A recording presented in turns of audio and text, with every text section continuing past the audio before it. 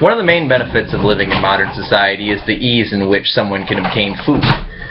Most, if not all, Americans can get food merely by hopping in their car and driving a few blocks to their nearest supermarket.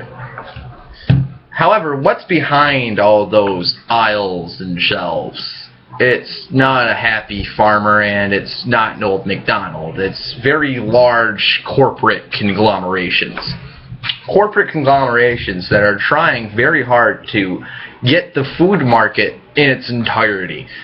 The implications of a corporation that has a monopoly on food could hypothetically be more powerful than some national governments.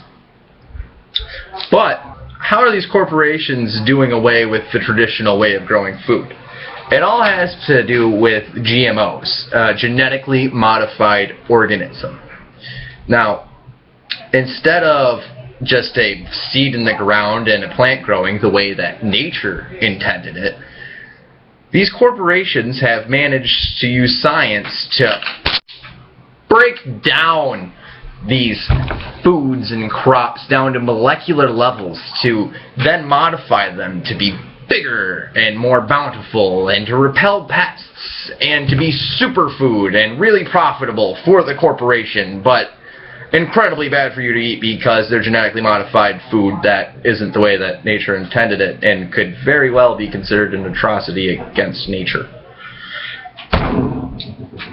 So, to compare, take a look at this GMO apple, bought from a local supermarket instead of a farmer's market.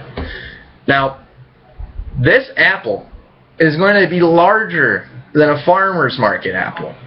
It's going to be better than a farmer's market apple. There's going to be no pests on this apple because of what they've done to modify it to make it so pests don't go through it, which in effect means that the apple may be considered a sort of pesticide in itself.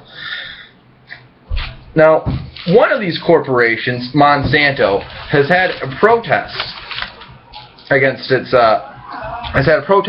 them. According to The Guardian, 2 million people in over 300 cities marched against Monsanto. Now, what's so concerning about this isn't the fact they're protesting or there's something to protest about. It's how very little media coverage this event received. This is a large event. However, there's been very little to no mention on NBC, Fox News, or CNN. There seems to be a implication here that maybe these food corporations and our major media outlets are perhaps a little too friendly for the benefit of the people as a whole. An interesting effect that is coming from the food corporations is how low the cost of crappy food's coming for you. The overall price of bad food, your greasy McDonald's, your freezer burnt fries, decreasing rapidly thanks to Monsanto and friends.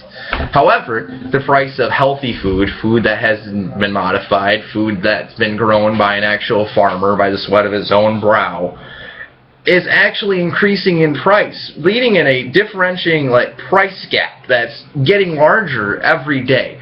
This is shown by the rise in obesity by people in impoverished areas and underprivileged families. And in effect, they're making it so the only way you can really be healthy is if you have enough money to buy the healthy food and the food that's not modified. Now, a decentralization of food must occur. This can be a very simple process and everyone can do it. Instead of going to your Meijer or your Walmart or your Target to buy your food, try going to a farmer's market. You're going to help someone's life, you're going to make them money, you're going to like the food more. But it's not going to be modified. These are going to be crops that were grown the way that nature intended. Or better yet, you can even just start your own subsistence garden to guarantee 100% that your food is actual food and not the result of some cruel lab experiment. anything to help the return of the production of food to the people would be a benefit to us as a whole.